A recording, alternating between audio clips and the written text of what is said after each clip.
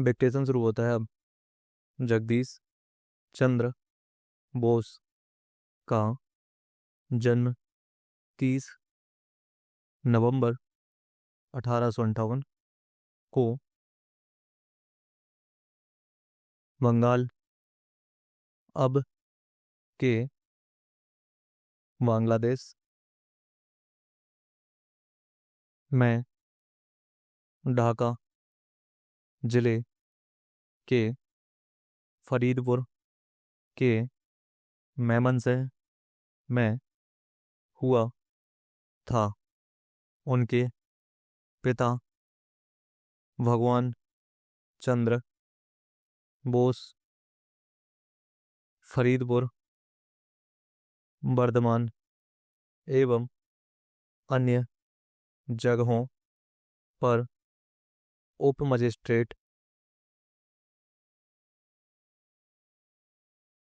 या सहायक कमिश्नर थे। 11 वर्ष की आयु तक बोस ने गांव के ही एक स्कूल में शिक्षा ग्रहण की। बोस की शिक्षा एक बांग्ला स्कूल में प्रारंभ हुई। उनके पिता मानते थे कि अंग्रेजी सीखने से पहले अपनी मातृभाषा अच्छे से आनी चाहिए। जगदीश चंद्र बोस बहुशास्त्र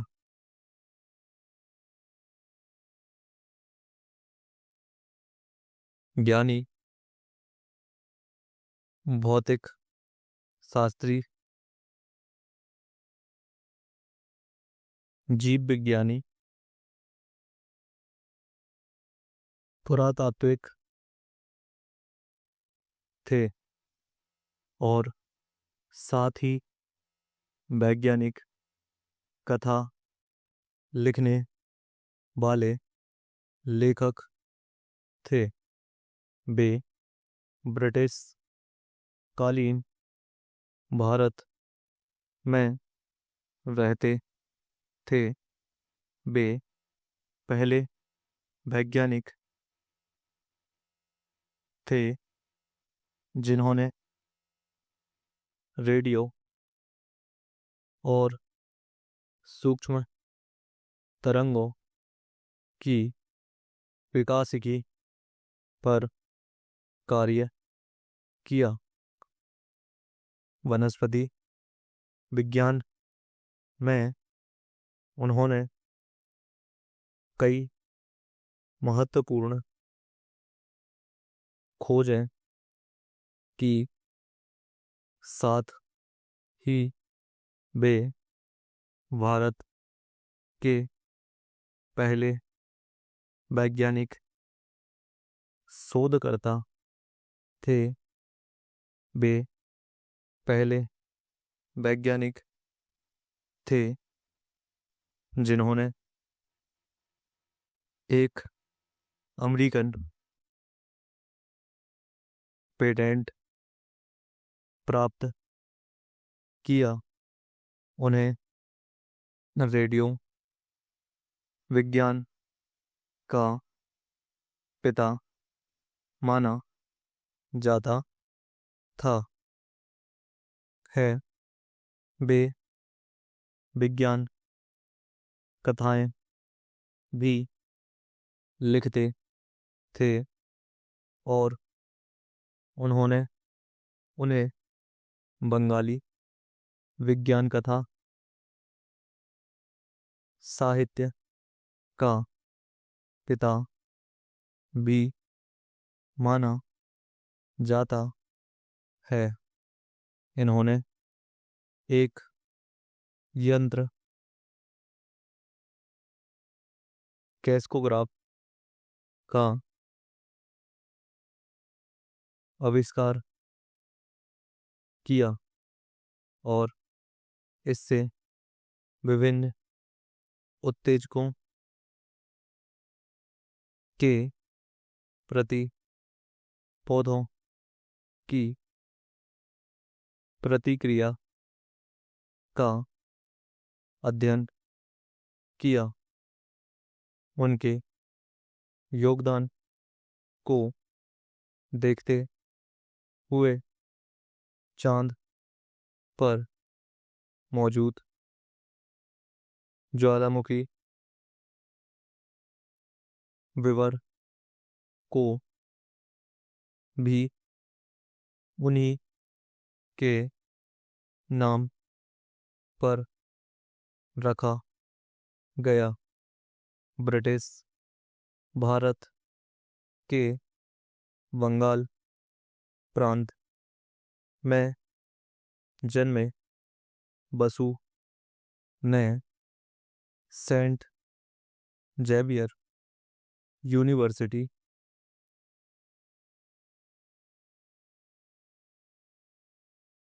कलकत्ता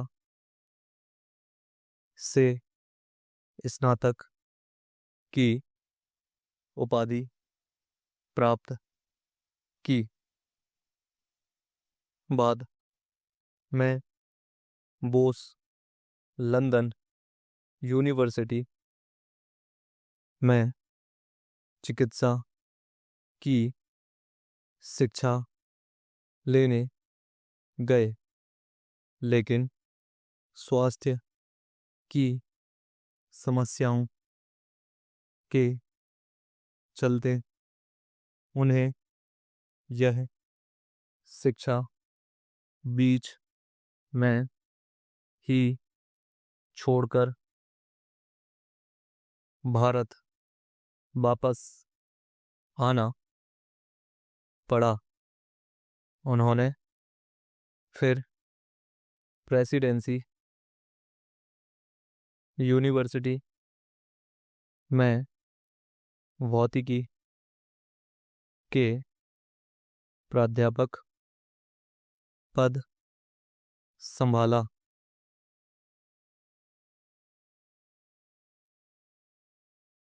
और जातिगत भेदभाव का सामना करते हुए भी बहुत से महत्वपूर्ण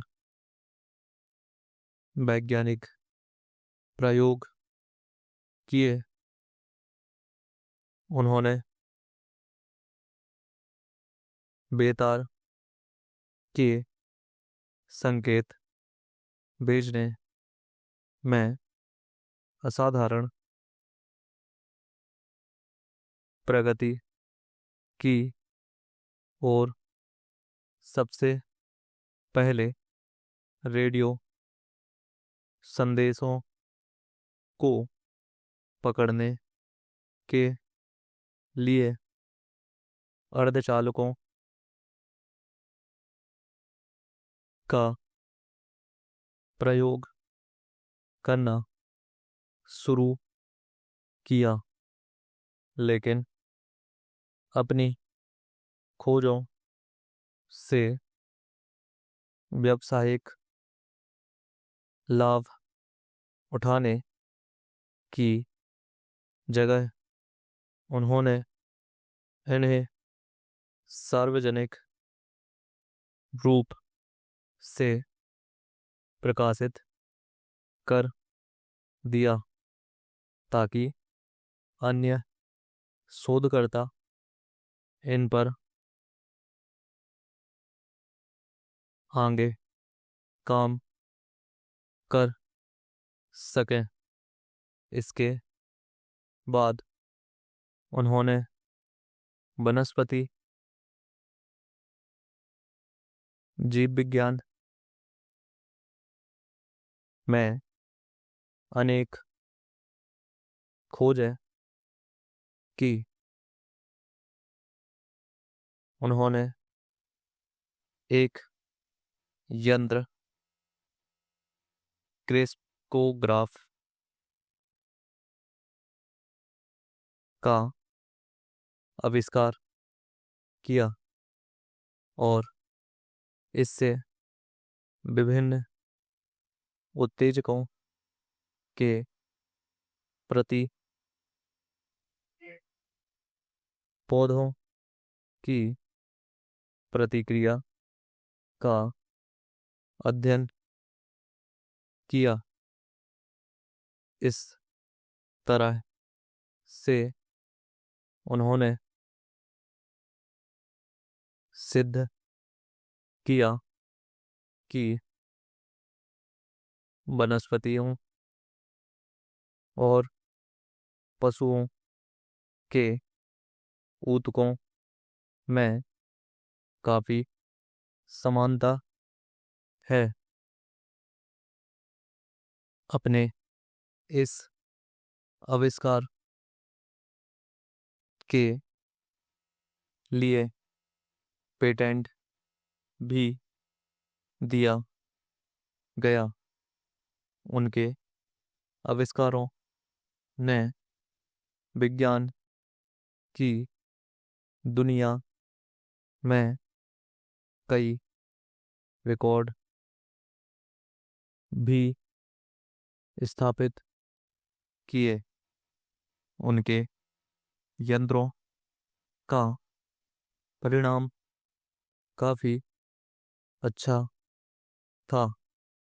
उन्होंने पौधों के महसूस करने की शक्ति के बारे में भी काफी खोज की और साथ ही बीमार पौधों को सुधारने में भी उनका काफी योगदान रहा। इससे संबंधित उनकी 2 किताबें लिविंग एंड नॉन लिविंग 1902 और दी नर्वस मैकेनिज्म ऑफ प्लांट 1926 को भी प्रकाशित किया गया। गुड़गांव।